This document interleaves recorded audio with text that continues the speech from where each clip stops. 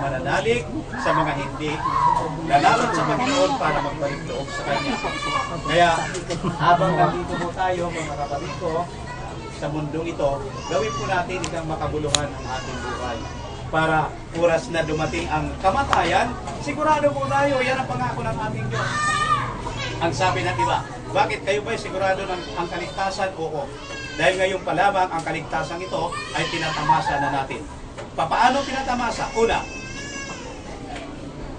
ang pagbabago ng puso, pagbabago ng isipan, pagbabago ng kalooban. Di ba?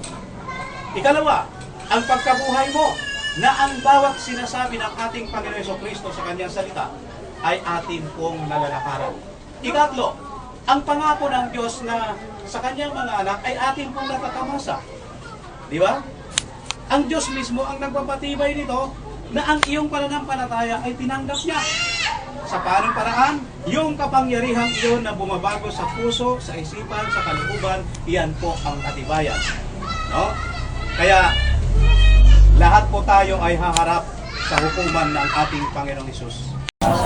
At yan ang aking ipinagkakaroon ng kagalakan sa harapan ng ating Diyos na ang aking nanay bago siya pumanaw ay naging kabilang sa tunay na mananampalataya sa ating dakilang tagapagligtas. So, dumating man yung pagpanaw niya, oo, malungkot, pero ang kagalakan ay naroon sa puso sapagkat ang sabi ng salita ng Diyos, ang pagpanaw ng tao ay tulad lamang ng pagtulog. Na darating ang takdang panahon na ang lahat ng tunay na sumampalataya sa Kanya ay Kanyang gigisingin at ito'y aakyat at dadalhin doon sa Kanyang eternal na kaharian. At yan po ang dapat natin paghandaan. Ang pagdating ng itinakda na oras, dapat handa po tayo na doon po tayo pupunta sa ating Panginoon, sa piling ng ating Panginoon, sa kaharian ng ating Panginoong Jesucristo na inihanda ng ating Ama. Yan po ay dapat na ating pagsumikapan. Huwag po natin gawin na pila bagang wala tayong inaalala na Diyos, wala tayong inaalala na nagmahal sa atin, tumulo sa atin. Ang Diyos na makapangyarihan sa lahat na to ay dapat nating kilalanin ang lubusan at tanggapin natin ang lubusan bilang Panginoon at sariling tagapagligtas ng ating buhay. Sapagkat oras na humantong tayo sa ganyang kalagayan, nakaunat na at nakalagay sa isang kahon, wala nang pagsisisi na magaganap dyan. Ang Hebreo 9:27 ay malinaw. Ang sabi, pagkamatay ng tao ay hatol. So, titingnan ka mabuti.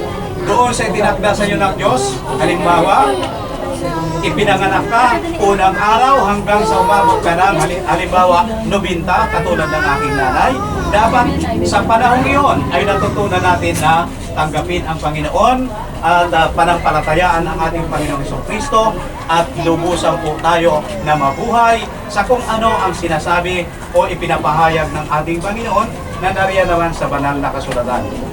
Napakarami nagbabasa ng banal na kasulatan pero hindi po nagkakaroon ng katunayan sa buhay na magkaroon ng isang tunay na pagbabago sa puso. No? Kaya ano ang nangyayari? No? Ano nangyayari? Kristiyano oo, kung tawagin. Pero intindi natin mabuti na ang pagiging tunay ng Kristiyano ay ang pagkakaroon mismo ng buhay na masunurin sa ating Panginoong Jesucristo. At kung dumating ba ang takdang panahon ng pagkuha ng ating Diyos, sigurado po tayo, sinasabi ng salita ng Diyos yan, ang lahat ng sumampalataya sa Kanya ay may buhay na walang hanggan. Ngunit ang hindi sasampalataya, ang hindi mananalig sa Kanya ay mananatili sa Kanya ang puot ng Diyos. At iyan po ang ingatan natin.